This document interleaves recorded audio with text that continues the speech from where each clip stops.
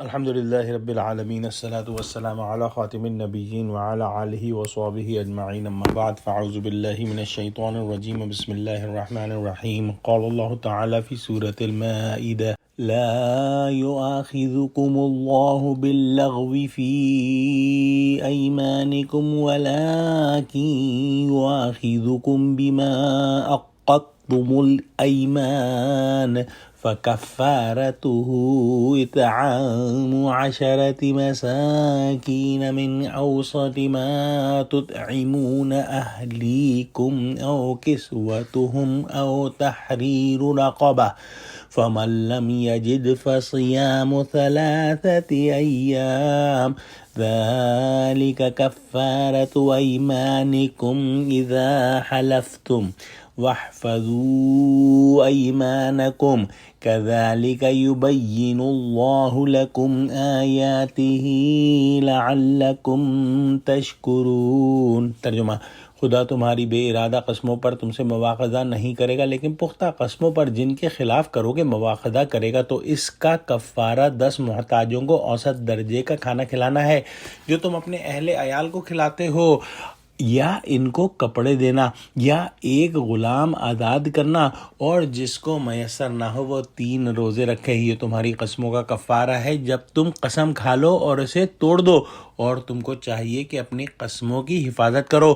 اس طرح خدا تمہارے سمجھانے کے لیے اپنی آیاتیں کھول کھول کر بیان فرماتا ہے تاکہ تم شکر کرو۔ اس آیت میں اللہ سبحانہ وتعالیٰ فرماتا ہے کہ اللہ سبحانہ وتعالیٰ مواخذہ نہیں کرے گا تم سے تمہاری ان قسموں میں جو لغو ہوتی ہیں۔ قسموں کے سلسلے میں سورہ بقرہ آیت نمبر 225 میں ہدایات گزر چکی ہیں۔ اب یہاں اس زمن میں آخری حکم آ رہا ہے، یعنی ایسی قسمیں جو بغیر کسی ارادے کے کھائی جاتی ہیں، ان پر کوئی گرفت نہیں، جیسا تکیہ کلام کے طور پہ واللہ باللہ وغیرہ کا استعمال عربوں کی خاص عادت تھی اور آج ہی بھی ہے۔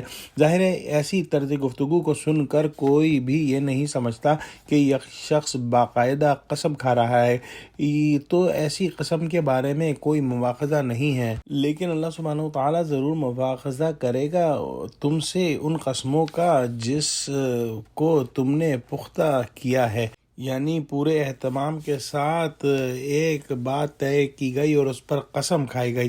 اب اگر ایسی قسم ٹوٹ جائے یا اس کو توڑنا مقصود ہو تو اس کا کفارہ ادا کرنا ہوگا۔ اس کا کفارہ ہے کہ کھانا کھلا دیں 10 مساکین کو اوسط درجے کا، جیسا کہ تم اپنے گھر والوں کو کھلاتے ہو، یا ان کو کپڑے پہنا دیں، یا کسی غلام کو آزاد کر دیں، یا پھر جو کوئی اس کی استطاعت نہ رکھتا ہو وہ 3 دن کے روزے رکھے۔ گویا اگر کسی شخص کے پاس اتنا گنجائش نہ ہو کہ وہ 10 لوگوں کو کھانا کھلائے، یا ان کو کپڑے پہنائے، یا غلام کو آزاد کرے، تو پھر وہ کفارے کے طور پر 3 روزے رکھ لے۔ اللہ سبحانہ وتعالیٰ نے فرمایا کہ یہ کفارہ ہے تمہاری قسموں کا جب تم قسم کھا کر توڑ بیٹھو، اور اپنی قسموں کی حفاظت کیا کرو۔ قسموں کی حفاظت یہ ہے کہ بلا ضرورت بات بات پر قسمیں نہ کھائے، یہ عادت بھلی نہیں، اور اگر قسم کھائی تو تا مقدور پوری کرے، اور اگر کسی وجہ سے توڑ رہے تو پھر اس کا کفارہ ادا کرے۔ یہ سب چیزیں قسموں کی حفاظت میں داخل ہیں۔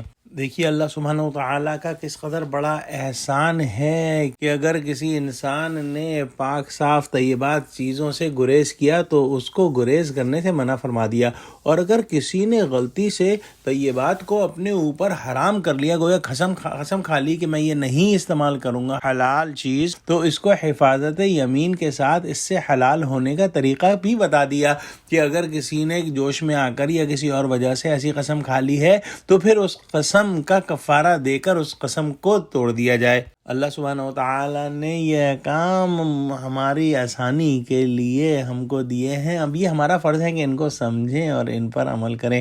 دعا کرتے ہیں کہ اللہ سبحانہ وتعالیٰ ہم کو قرآن کا فہم عطا فرما اور قرآن کو سمجھ کر اس پر عمل کرنے والا بنا۔ آمین۔ وآخر دعوانا الحمدللہ رب العالمین۔ السلام علیکم ورحمۃ اللہ وبرکاتہ۔